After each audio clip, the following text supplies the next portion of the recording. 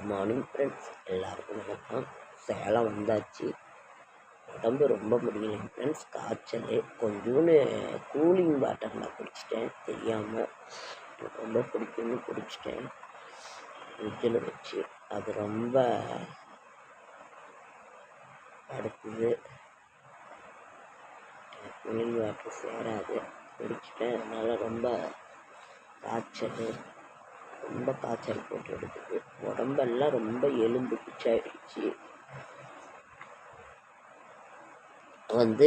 பின் முதுகெல்லாம் ரொம்ப வலிக்குதுங்க ஃப்ரெண்ட்ஸ். யாம் இருக்க பயம் ஏன், முருகப்பெருமானோட இது எடுத்தோன்னா அதுதான் வருது.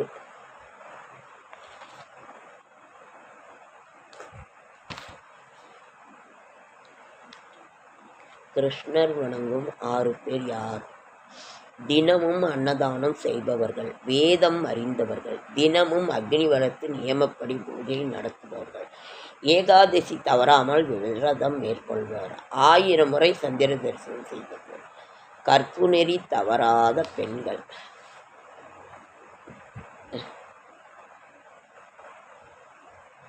மந்திரம் ஹரே ராம ஹரே ராம ராம ராம ஹரே ராம, ஹரே கிருஷ்ண கிருஷ்ண கிருஷ்ண ஹரே ஹரே, கோவிந்தா கோவிந்தா.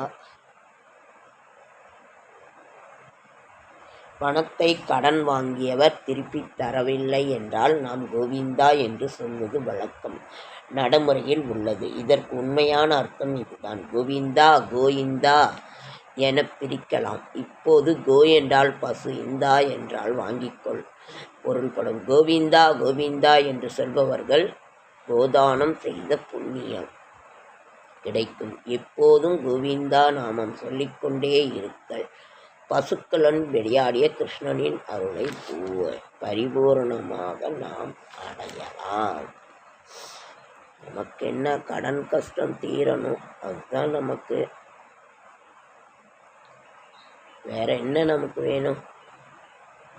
உடம்பு துல்லியமாக கோச்சார பலன் அறிதல்.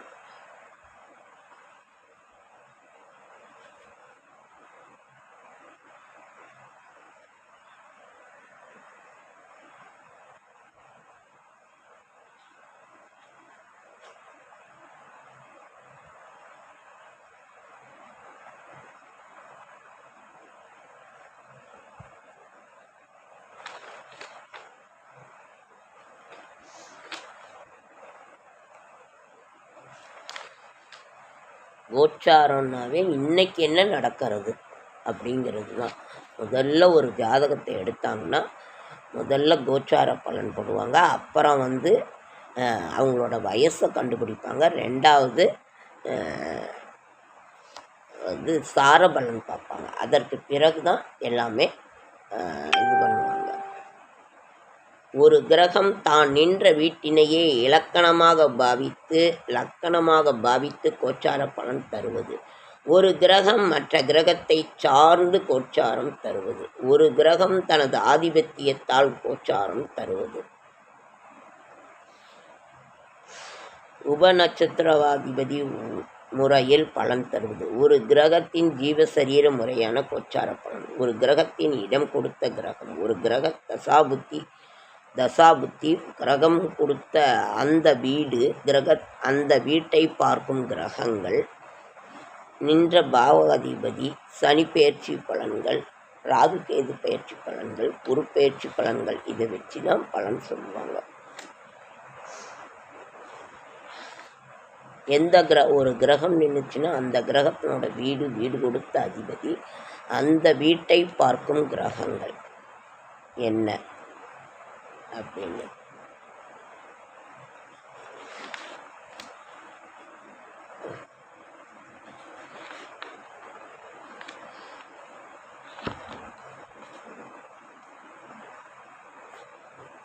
வீட்டு குறிப்பு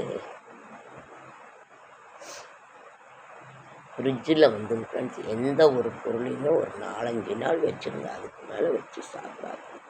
அது கிருமி தான். மாவாக இருந்தாலும் சரி, எதுவாக இருந்தாலும் சரி, அதற்கு மேலே வைக்காதீங்க ஃப்ரிட்ஜில். உடம்பு ரொம்ப முடியலைங்க. எது சாப்பிட்டாலும் கசப்புது. மாத்திரை சாப்பிட்டு உடம்பெல்லாம் ரொம்ப எலும்பு பிச்சா போயிடுச்சு. ஒன்றும் முடியல. ஆனாலும் உங்களை பார்க்கணுங்கிற ஆசையில், நான் கொடுக்கணுங்கிற ஆசையில் வந்துட்டேன்.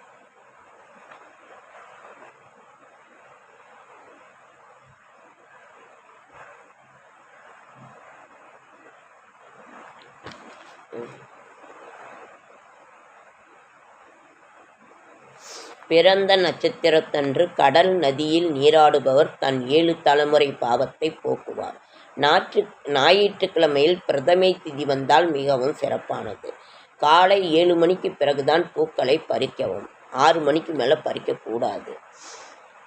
தர்பை ஹோம குச்சிகள் சேகரிக்கவும் வேண்டும். குளிக்கும் போது, ஹோமம் செய்யும் போதும், சாப்பிடும் போதும் பேசக்கூடாது. துவிதியை, திருதியை, பஞ்சமி, சப்தமி, தசமி, திரையோதசி திதிகள் முடிவெட்ட கொள்ள சிறந்தது. திங்களும் புதனும் சிறந்த நாட்கள்.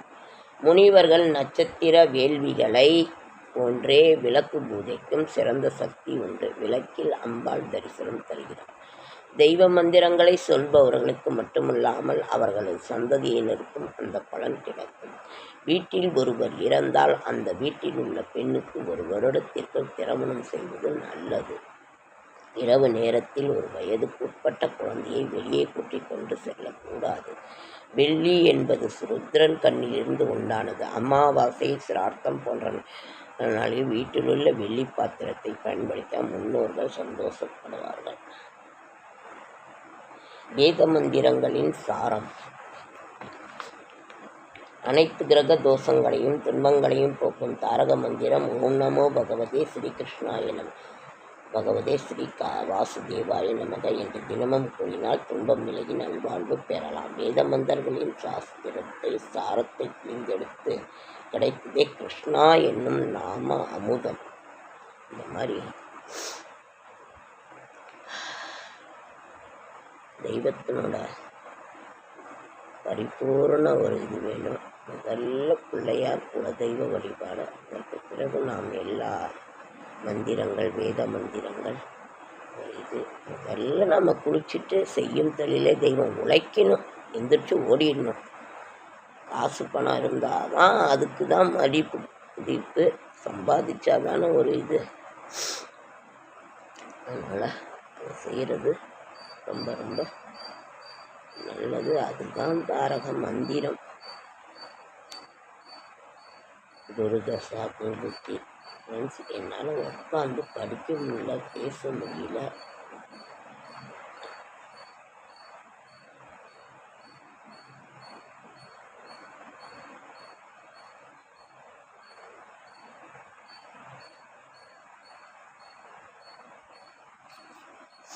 கிரகங்களின் பார்வை. எல்லா கிரகங்களும் தான் இருக்கும் இடத்திலிருந்து 7வது வீட்டை பார்ப்பர்.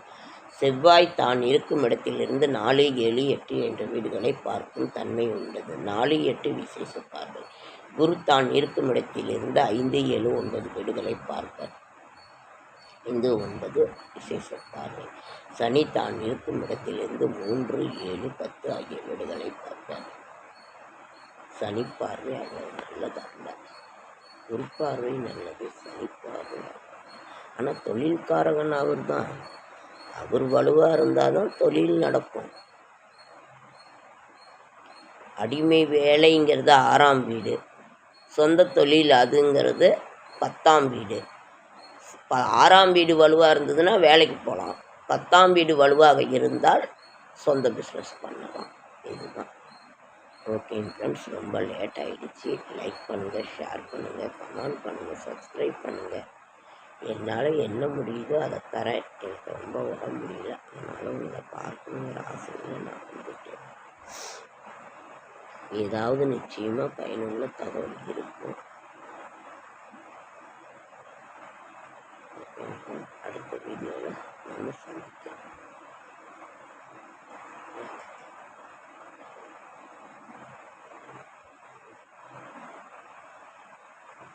நல்ல கணவனுக்கு நல்ல மனைவி அமைவதில்லை, நல்ல மனைவிக்கு நல்ல கணவன் அமைவதில்லை. இதுதான் உலக நடப்பு.